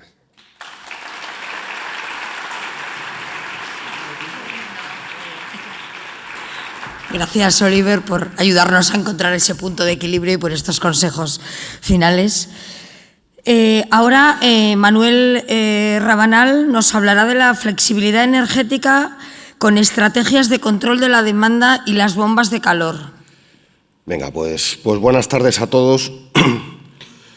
Vamos a ver en qué consiste este título tan rimbombante, ¿no? De flexibilidad energética, que es las estrategias de control de la demanda, y cómo podemos aplicar la bomba de calor y otro tipo de tecnologías renovables en ellos. Mirad, en la parte introductoria no me quiero extender en demasía, pero sí que quiero pararme, aunque sea poquito, ¿no? Esto que vemos en pantalla son un gráfico del Ministerio de la estrategia a largo plazo, la estrategia 2050, enmarcada dentro de los planes europeos para lograr una economía climáticamente neutra, ¿no? Una economía climáticamente neutra, es decir, una economía donde en el 2050 las emisiones netas de gases de efecto invernadero sean cero. Quiere decir que no vamos a emitir gases, ni mucho menos. Quiere decir que vamos a reducir aproximadamente en un 90% las emisiones de gases de efecto invernadero y ese otro 10% se compensará con sumideros energéticos. Para ello, el Ministerio, la Unión Europea, los distintos organismos, ¿no? Pues, establecen una especie de roadmap y nos dicen por dónde tenemos que caminar, ¿no? Muchas de las cosas pues las conocemos y probablemente algunos mejor que yo, ¿no? Edificios de consumo energético casi nulo, ¿no? Actuar sobre la demanda, rehabilitación de vivienda, por supuesto, ¿no? Y según vamos avanzando, pues nos van hablando de algunas estrategias que ya son un poquito más desconocidas. ¿Veis ahí? Gestión de la demanda, digitalización y electrificación de la demanda. Mirad, el modelo energético y el modelo económico al que nos dirigimos en el mundo, en Europa y en España, es claramente emplear el vector eléctrico. El vector eléctrico en todo donde sea posible. El porcentaje de electricidad en el consumo final de energía no va a dejar de aumentar. ¿Esto quiere decir que va a aumentar la demanda de energía primaria? Pues depende. Depende dónde. Los datos que nos mostraba Oliver del incremento de equipos de aire acondicionado, si os habéis fijado, principalmente se deben a economías emergentes, ¿no? A India y a China, que a efectos de este sector es una economía emergente. En los países más desarrollados el consumo de energía primaria va a bajar, y va a bajar muchísimo, ¿no? Hasta un 60%, gracias al incremento de la eficiencia energética. Y aquí, y es una opinión en parte personal, hay una trampa. Es la trampa de la eficiencia. Cuanto más eficientes son los equipos, menor es el consumo de energía primaria. Eso nos puede hacer creer que estamos haciendo las cosas bien. No es el objetivo de la ponencia, pero creo que hay que pararse a pensarlo. Estoy reduciendo la energía primaria, sin embargo, la energía final la estoy aumentando. Aumentar el consumo de energía final tiene otro tipo de repercusiones. Es decir, los equipos de aire acondicionado, que es en el sector de donde yo trabajo, no crecen en el huerto de mi casa. Es decir, hay que fabricarlos. Y hay que fabricarlos probablemente en economías que no son la europea, economías que no reflejan todo lo que estamos viendo aquí. Como resumen de lo anterior y por meternos en faena, en qué quiere decir esto de la electrificación de la demanda y cómo combinarlo con bombas de calor, bueno, pues os he puesto esta diapositiva, ¿no? En definitiva, vamos a un nuevo modelo energético caracterizado por una economía electrificada, una economía eficiente y con una máxima integración de energías renovables, tanto in situ como en la red eléctrica. Y fijaos, esto que veis aquí quizás sea la diapositiva más importante, en mi opinión, de esta presentación, ¿no? Y es el futuro del sector eléctrico. Veis que cada día nos recibimos pildoritas, ¿verdad? Se reforma el mercado eléctrico europeo, se propone una reforma del mercado eléctrico español y esto es mucho más allá de quién se reparte el pastel. Eso por supuesto. Vamos a un modelo energético muy distinto al que conocemos ahora. El modelo energético que conocemos ahora es poco flexible desde el punto de vista de la demanda. Es decir, somos una sociedad adicta al consumo de energía. Adicta al consumo de energía porque estamos acostumbrados a que cuando quiero energía dispongo de ello. Y la flexibilidad se ve desde el lado del suministro. Es decir, yo escalo, ¿no?, los generadores de energía. ¿Que necesito más energía? Meto más energía. Mucho más, mucho más. Una previsión mucho mayor, mucho mayor. Vamos a ir a un modelo muy distinto. Vamos a ir a un modelo multipolar. Esto lo vemos en Passive House, cuando nos hablan de Passive House Plus, ¿no?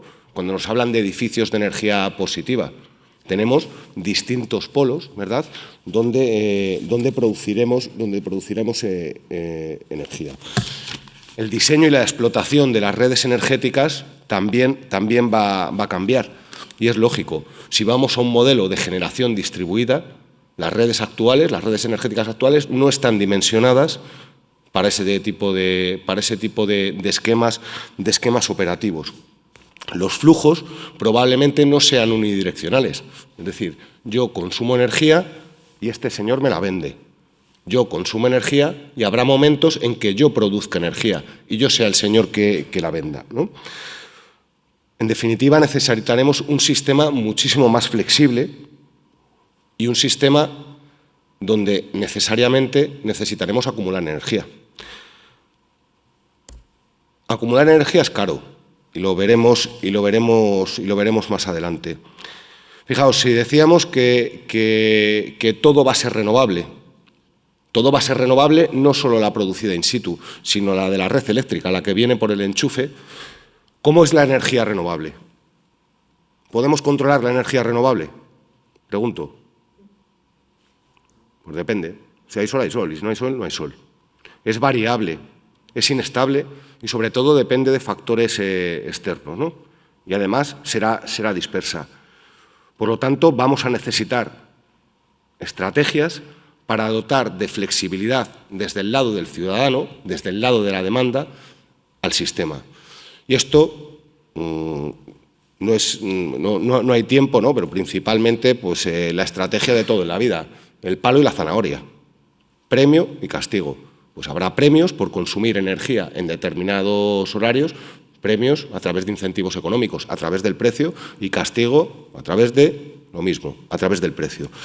Mira, decíamos que necesariamente tendremos que ir a un sistema, ¿no?, a un modelo donde acumulemos energía. ¿Es barato acumular energía eléctrica?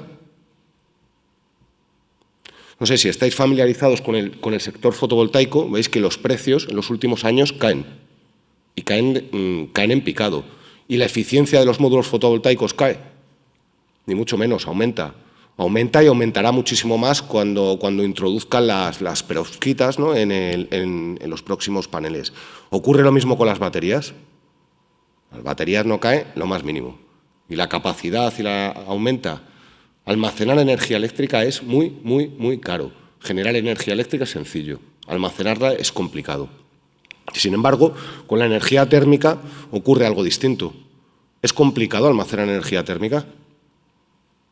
Pues si yo tengo un tanque de una botella con 10 litros, si esos 10 litros los tengo a 40 grados, tengo X energía. Y si esos 10 litros los tengo a 80 grados, pues tengo el doble de energía. Es barato y es sencillo. Las bombas de calor, en el fondo, no son más que dispositivos que transforman energía y la mueven, la trasiegan de un lado a otro, ¿verdad? Transforman energía eléctrica en energía térmica, la cual es muchísimo más sencillo y nos va a permitir aprovechar las estrategias de control de la demanda, que os he puesto un pequeño resumen, que existen y que existen desde los años 70. Esto no lo estoy inventando yo. Esto existe desde los años 70, los estudios, ¿no?, con las primeras crisis energéticas derivadas del petróleo. Algunas nos afectan a nivel residencial y otras muchas no. Conservación de la energía. ¿Qué creéis que es esto? Esto es Passive House. Es decir, esto es demanda. Y otras tantas como la flexibilización de la carga o, por ejemplo, el desplazamiento de la carga. Es decir, eliminar los picos de carga y desplazar los consumos a otros horarios donde a lo mejor la red tiene unas características de estabilidad muchísimo mayores o de precio muchísimo más interesantes. Y acumulo. ¿Y acumulo dónde? Pues acumulo en la bomba de calor, por ejemplo, con la producción de agua caliente sanitaria, en depósitos de inercia, en depósitos con materiales de cambio de fase, ¿no?, y en otras 100.000 formas. Y fijaos, por último, y para ir terminando, las redes eléctricas futuras serán redes inteligentes, ¿no? Y las redes inteligentes necesariamente necesitan medir la energía, es decir, tendremos que ser muy finos, ¿no? Y para ello, bueno, pues existen medidores, distintos tipos de medidores inteligentes. Vamos hacia patrones, no sé si lo habéis oído, supongo que algunos sí, llamados medidores inteligentes no intrusivos, ¿no? Non-Intrusive Load Management, NILM, es como viene sobre todo si lo buscáis en Internet, ¿no? Medidores inteligentes que son capaces de desagregar la carga eléctrica de la vivienda, ¿no?, con un único punto de medición. Esto es algo real, ¿eh? Esto es algo que, bueno, es algo real, es un prototipo, tenemos 3 en España y las conclusiones espero poder presentaros el año que viene o el siguiente. En el fondo no es más que la evolución de las Smart Grid, ¿no?, de las redes inteligentes con las que las bombas de calor ya cuentan desde hace muchos años. Y, en definitiva, ¿en qué consiste? Pues, fijaos, consiste en analizar los consumos eléctricos de la vivienda en función de los patrones, ¿no?, y de una inteligencia artificial de manera ordenada en el tiempo. ¿Con esto qué vamos a conseguir? Pues, por un lado, tanto detectar la actividad en la vivienda como predecir la presencia, es decir, establecer patrones horarios, aprender de qué está sucediendo. ¿Y con ello qué podemos hacer? Pues establecer consignas dinámicas, es decir, reducir poco, 0,5, 1, 2 grados, aumentar 0,5, 1, 2 grados. Todo esto, si además lo combinamos con energía fotovoltaica, pues podemos conseguir edificios en gran parte autosuficientes durante muchas horas del día. Es decir, vamos a detectar si hay producción fotovoltaica, si ese excedente fotovoltaico lo puedo acumular, es decir, antes que vendérselo a Iberdrola, a Endesa o a quien sea, lo acumulo, me lo ahorro, ¿verdad? O, bueno, pues en el futuro con comunidades energéticas y otros modelos sociales que espero que salgan adelante. Más o menos, ¿eh? Hemos estado ahí.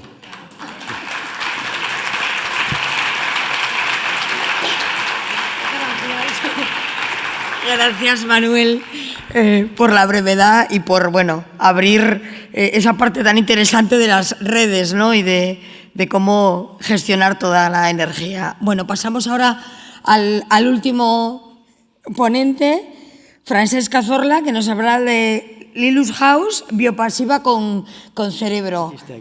Bien, buenas noches a todos, casi.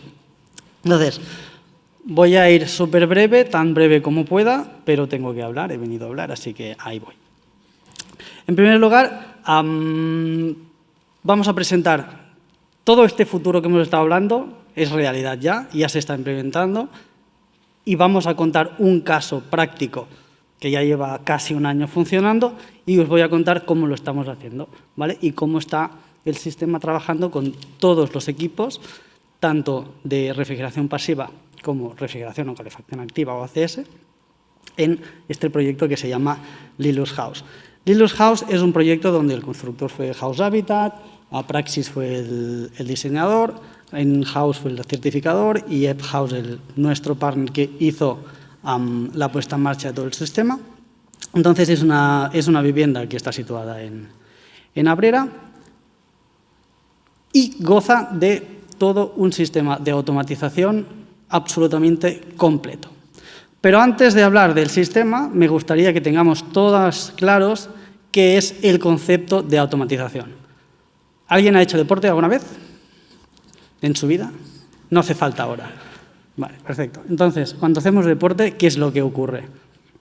Empezamos a correr, hacemos algo, sube la respiración, aumentamos la respiración.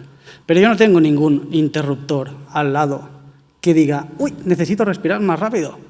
Subo las pulsaciones, empiezo a sudar, ¿vale? Entonces, todos estos pasos sobre la temperatura, sudamos y demás, lo genera el sistema, lo controla de forma automática el sistema límbico, que es el cerebro. ¿Ok? Entonces, ¿qué es lo que es para nosotros un edificio inteligente? Es un edificio donde tenga una automatización inconsciente. O sea, que el usuario no se preocupe de si tengo que subir, bajar las persianas, si tengo que subir, bajar la ventilación. Quiero una consigna de temperatura, tanto en invierno como en verano, y el sistema y el edificio actúa. ¿Vale? Pero ¿qué ocurre cuando hacemos esto? ¿Cuál es el objetivo? Reducir el consumo está muy bien, ¿vale? Es el objetivo, pero al final, para mí, el objetivo también es reducir el factor humano, porque como humanos somos maravillosos, pero tenemos un defecto, que somos humanos. Nos dejamos las cosas encendidas. Y esto es así. Vivo en un piso donde lo tengo todo y la única cosa que no tengo automatizada siempre está encendida. Absolutamente. Las 24 horas del día si yo no estoy, porque yo soy de los que apago la luz. Y ahí es donde lo que son los primeros pasos, la fase de proyecto de la obra, nosotros como humanos, quien gestiona toda esta autonomía es el cerebro. Por lo tanto, creemos que un edificio sin un cerebro, o varios, depende del tamaño del edificio, es imposible que se coordine todo. Y otro punto importante, que toda esta coordinación esté en local.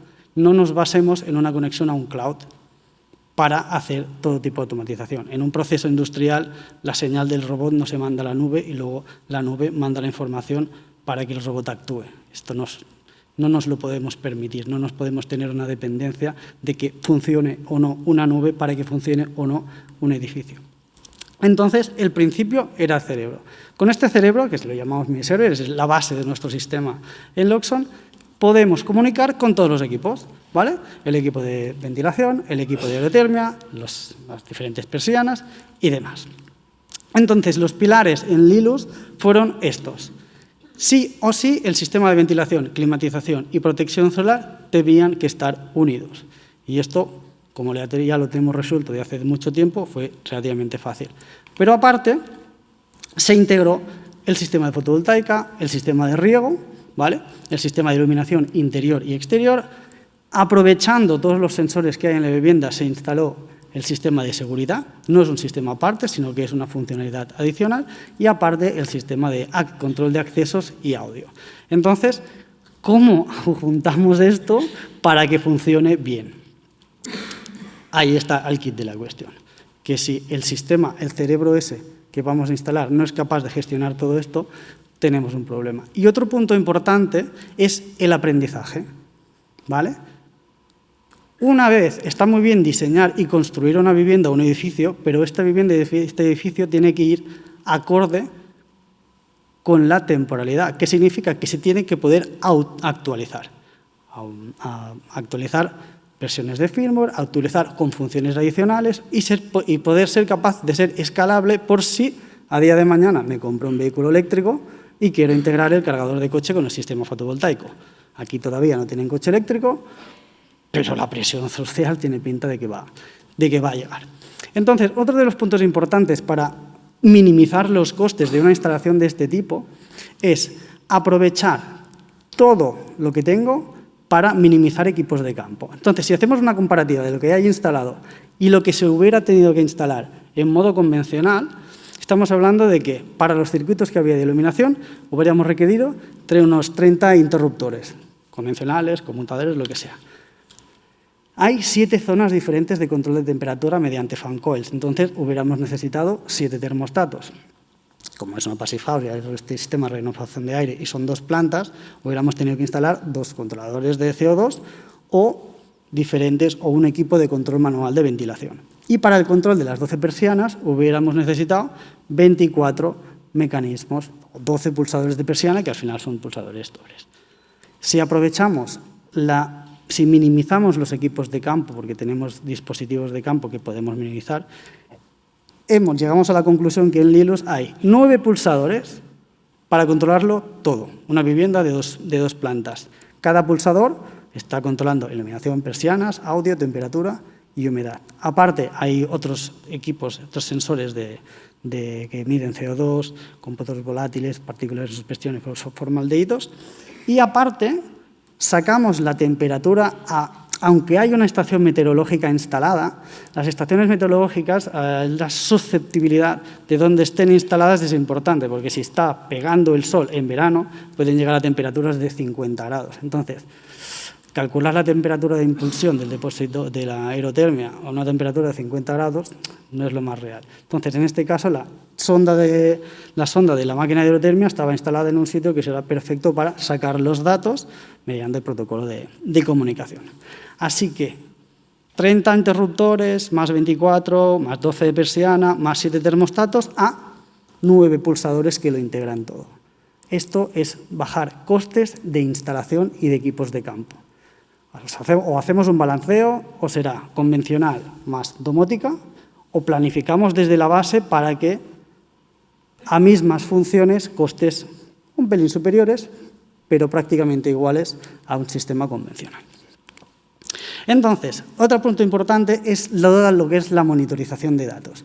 En este caso hay bastantes medidores de consumo, pero era interesante saber el consumo del sistema de ventilación, el consumo de la aerotermia, el sistema de la resistencia a la bomba de calor en el caso de que se ponga en marcha.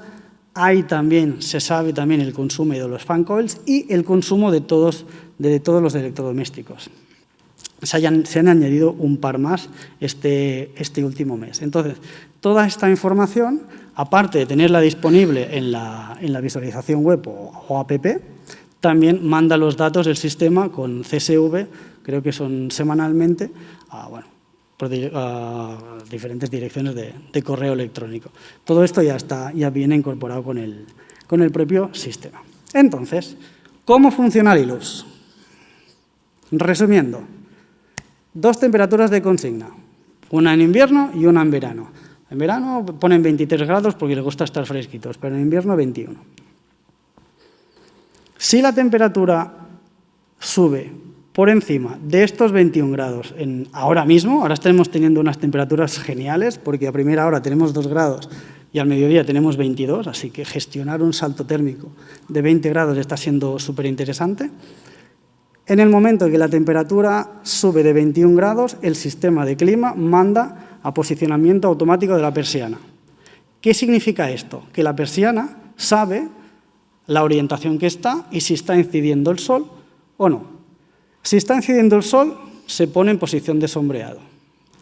Si por A, B o C se supera todavía más la temperatura y la temperatura exterior es una fuente favorable de energía, el sistema activa el free cooling, porque yo quiero 21 grados, pero en el exterior puede estar a 14, activa free cooling y poco a poco va aumentando la ventilación para enfriar, gracias al sistema de renovación de aire, la casa. Si pasan 3 horas y no ha podido bajar la temperatura o no ha podido subirla, en invierno no se pone en frío y en verano no se pone en calor, ¿vale? entonces manda a encender la aerotermia. ¿Vale? Pero gracias a la Passive House, pues prácticamente la vivienda se calienta sola. Encienden el horno, encienden cualquier electrodoméstico y va subiendo poco a poco la temperatura. Esto está minimizando drásticamente el consumo, pero drásticamente.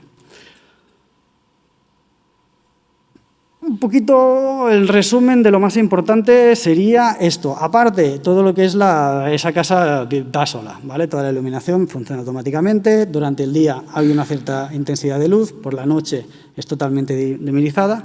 Y aparte, otra cosa importante que se hace aquí es que en el momento de que hay por encima de los 1,5 kilovatios de inyección a red, lo que se hace es decirle a la aerotermia que caliente al máximo el depósito del ACS y caliente al máximo el depósito de inercia para aprovechar, lo que bien ha dicho mi compañero, toda esta energía gratis para almacenarla de forma térmica. En el momento de que instale un cargador de coche, pues podremos jugar todavía más, porque aparte de calentar el ACS y si tenemos el coche eléctrico conectado, podremos coger el excedente y decirle que cargue el coche en ese momento, ¿vale? Entonces, todo esto sin cerebro es muy complejo de hacer. Al igual que yo, sin cerebro, no podría estar aquí hablando, estaría en la morgue seguramente, y nosotros no podríamos estar aquí. Un edificio sin un cerebro es muy complejo de automatizar. Entonces, gracias a esto hemos llegado en según qué meses, estos son datos de facturas, a tener consumos incluso por debajo del PHPP, ¿vale? Pero es un proyecto que todavía estamos acabando de ajustar porque tenemos unos cambios climáticos súper interesantes. Y nada, esto es todo. Muchísimas gracias por vuestra atención y la paciencia, ¿vale? Por esperar. Y muchísimas gracias a todos. Muchas gracias. Muy bien. Pues muchísimas gracias por la concisión y la brevedad.